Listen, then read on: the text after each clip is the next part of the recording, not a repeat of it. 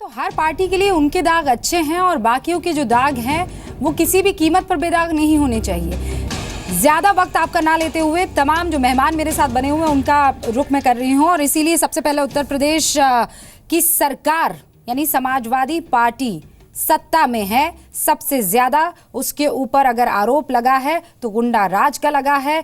Crime को लेकर लगातार उनसे सवाल पूछे जाते रहे डे वन से, जब से उन्होंने शपथ ली है। इसीलिए सर राजीव जी,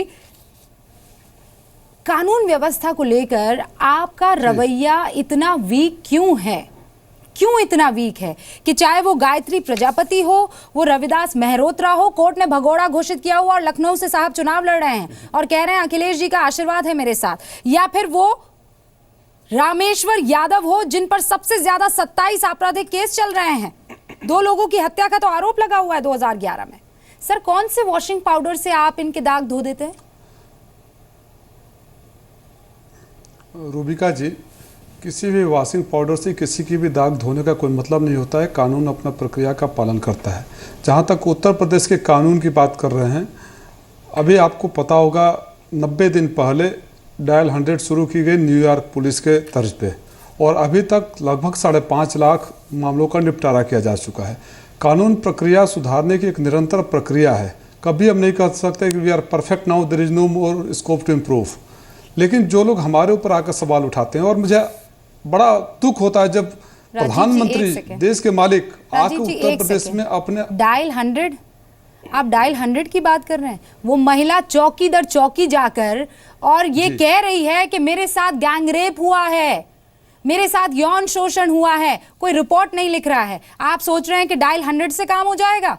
ये हकीकत है आपके सामने सर। इतनी क्या मोहब्बत है आपको? क्या मोहब्बत है गायत्री प्रजापति से कि आप पहले तो निकालते हैं उनको और मजबूरी के चलते वापस ले लेते? क्या रूबिका जी, मैं शिक्षक हूँ, महिलाओं का ऐसे भी बहुत सम्मान करता हूँ और आपका भी सम्मान करता हूँ। मेरा सिर्फ इतना निवेदन है कि बातों को अपने तरीके से मत पेश करिए। मैंने जब बात शुरू किया था तो मैंने बोला 90 दिन पहले डायल 100 शुरू हुआ है, और आप उसी कॉन्टेक्स्ट में 3 साल या 2 साल पहले के मामले को जोड़ देती है। दोनों अलग अलग मामले हैं रूबिका जी। उस वाले मामले में भी ऐसा नहीं कि जांच नहीं हुआ था, और हर एग्रीव्ड पार्टी को हक है कि अगर जांच से संतुष्ट नहीं है तो ऊपर जाए। सुप्रीम कोर्ट में हिंदुस्तान के इतिहास में पहली बार कोई मामला नहीं गया। आदरणीय प्रधानमंत्री और अमित शाह जी के खिलाफ सुप्रीम कोर्ट तक मामला गया था। मैं किसी 2 मामलों को तुलना भी नहीं करना चाहता, जजमेंट भी पास नहीं करना चाहता। आपकी बात इमोशनली बिल्कुल सही है, बिल्कुल सही है, आपकी बात इमोशनली बिल्कुल सही है। मैं खाली 2 बात पहलू की तरफ ध्यान आकर्षित करना चाहता हूं। कानून आपने मुझे पहले भी कह दिया कि आप इस मुद्दे को लेकर बहुत असहज है। ठीक है, मैं आपकी मजबूरियां समझ सकती हूँ। मुझे सिर्फ इस सवाल का जवाब दे देना, आप बहुत जरूरी है ये सवाल आपके सामने रखना। अखिलेश यादव ने गायत्री प्रजापति को निकाल दिया था, उनको वापस लेना पड़ा। अखिलेश पहले सही थे या अभी सही हैं? ये तो आसान होगा आपके लिए चुन लेना।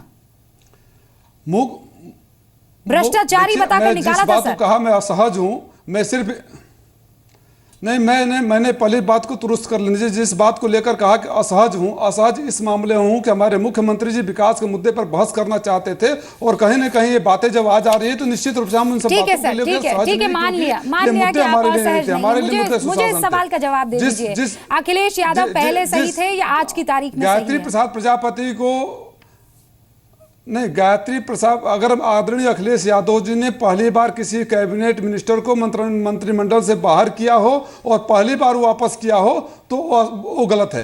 लेकिन अगर हिंदुस्तान के हर राज्य में और केंद्र में भी मंत्री बाहर गए हैं, अंदर आए हैं, तो अगर हम कर देते तो गुना वो कत्ल भी करते, नहीं चल सकते हैं। हम आप भी करते हैं, क्योंकि अखिलेश यादव कहते हैं कि मैं तरीके की राजनीति में यकीन रखता हूं। उदाहरण देने दीजिए। ये वो अखिलेश यादव है जो कहते हैं कि मैं इस मसले पर पिता से लड़ जाऊंगा। नहीं, मैं माफी चाहूंगा रूबिका जी।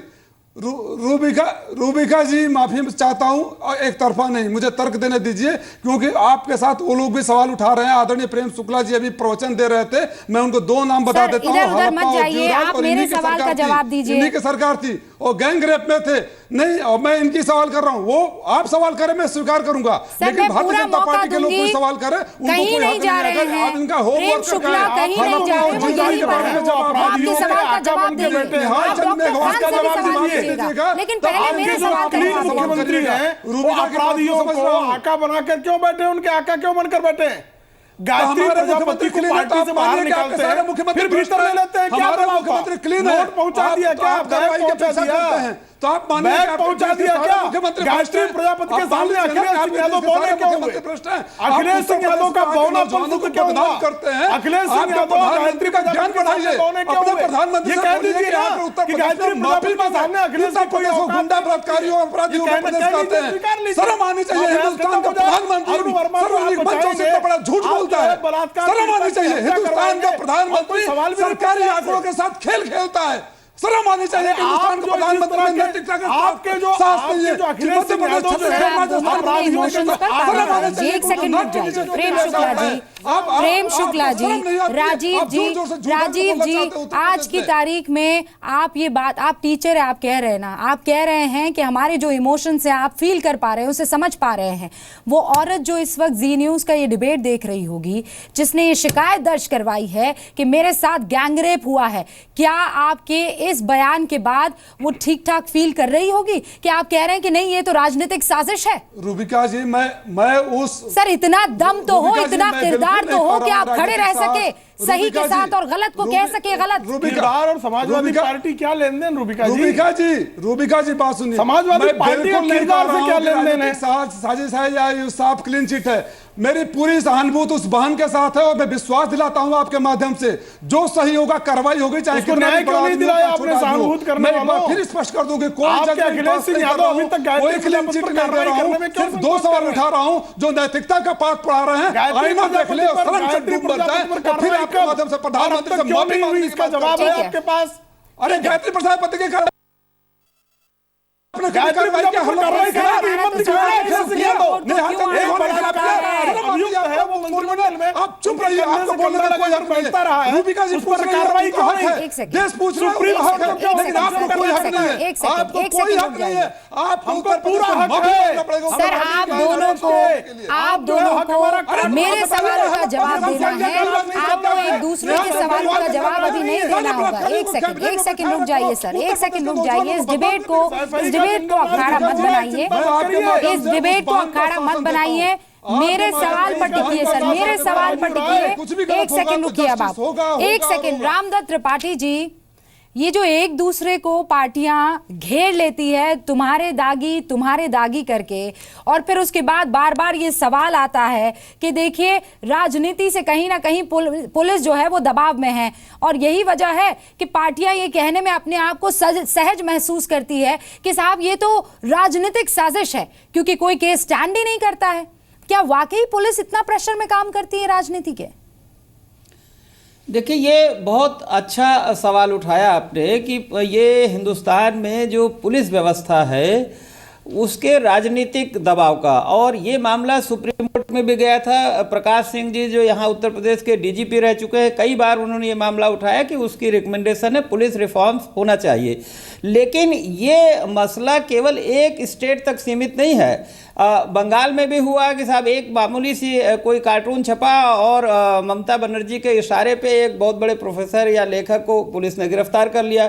गुजरात में भी ये सवाल उठा, दंगे के वक्त पे पुलिस की जो भूमिका थी वो बहुत ही मतलब क्वेश्चनेबल थी, और उसको लेके अटल बिहारी वाजपेयी ने प्रधानमंत्री के तौर पे सवाल उठाया कि आपने राजधर्म का निर्वाह नहीं किया।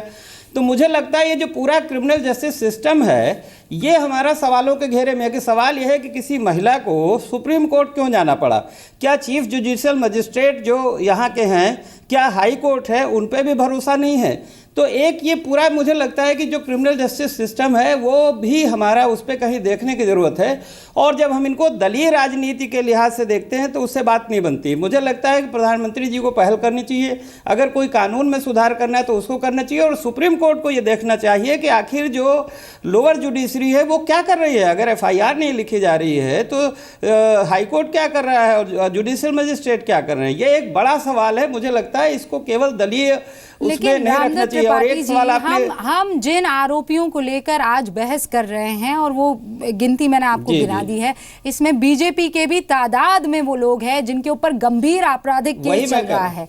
अमित शाह का सिर्फ ये कह देना कि नहीं ये तो विरोधियों की साजिश है, ये नहीं चल जाता है। वो भी चुनाव लड़ेंगे, गायत्री प्रजापति भी चुनाव लड़ेंगे, चुनाव तो मुख्तार अंसारी भी लड़ेंगे। रामदत्त त्रिपाठी जी, हम तो सिर्फ बहस करते रह गए। रूबिका जी अभी नहीं रूबिका जी, मुख्तार अंसारी जेल से चुनाव लड़ रहे हैं और अदालत ने उनको पैरोल दी है चुनाव लड़ने की। तो मुझे लगता है कहीं ना कहीं ये पार्लियामेंट को और सुप्रीम कोर्ट को तय करना पड़ेगा ना कि जिन पे गंभीर आरोप है वो चुनाव लड़ सकते हैं कि नहीं लड़ सकते हैं, और लड़ सकते हैं तो क्या होगा। शुरुआत आप करेंगे, अलाउ कर रहा है ना।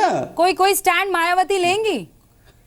महिलाओं के लिए भय मुक्त माहौल बनाने के लिए अपराधियों को शरण देना बंद करेंगी? किससे सवाल किया आपने? आपसे डॉक्टर खान। मैं रूबिका जी, मैं पहले भी कह रहा हूं आपको कि देखिए आपको आपके पास डाटा भाई है। बहल कुमारी मायावती जी जब मुख्यमंत्री थी तो इतने अपराध जितना गिनाए जा रहे हैं ये अपराध नहीं हुआ करते थे। गुंडा माफिया जेल में हुआ करते थे। अभी भी हम लोग कह रहे हैं चाहे हमारे दल का भी क्यों ना हो, अगर गुंडा माफिया होगा कानून तोड़ेगा। अब सुन लीजिए, मेरी बात सुन लीजिए ना, अगर सुन लेंगे तो बहुत अच्छा लगेगा हमको भी, अब जो सुन रहे हैं लोग उनको भी अच्छा लगेगा। लेकिन इंटरव्यू करेंगे तो आपको भी नहीं लगेगा, हमको भी टाइम बर्बाद होगा। सीधा सा सवाल कर रही हूँ, आप मुख्तार अंसारी का बचाव क्यों कर रहे हैं सर? जेल में कौन है? जेल में कौन है? आप कह रहे हैं सब जेल में होते थे। बचाव कहां कर रहे हैं? हम तो कह रहे हैं जेल में हमको पैरोल मिला है, वो चुनाव लड़ रहे हैं, 3 बार विधायक रहे हैं, वो जनता उनको चुन रही है। हम कहां बचाव कर रहे हैं? जनता खुद ही बचाव कर रही है। सर ये क्या लॉजिक हुआ? जनता तो मुझे ये चुन रही है।